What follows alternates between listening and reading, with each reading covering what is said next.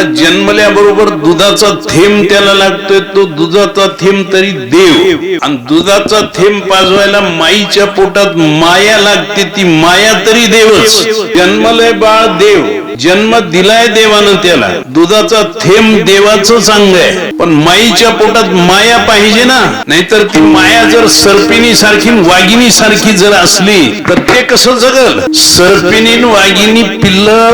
माणसाची संख्या आहे का नाही, याच्यापेक्षा सापाची वाघाची संख्या कित्येक पटीनं जास्त झाली असती, पण सर्पिणी वाघिणी इतक्या शहाण्या आहेत, इतकी संख्या वाढू द्यायची नाही म्हणून ते पिल्ल देत देत पुढे जातात आणि माग फिरून त्यांच्या पोटात आग पडलेली असते, ती पिल्ल खात खात माग जातात. झालं चुकून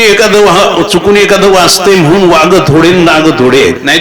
सर्पिणीनं वाघिणीनं पिल्ले जर खाल्ले नसते तर गावात जितके लेकर बाळ पशु पक्षी आहेत त्याच्यापेक्षा त्यांची संख्या अनेक पटीनं जास्त झाली असती.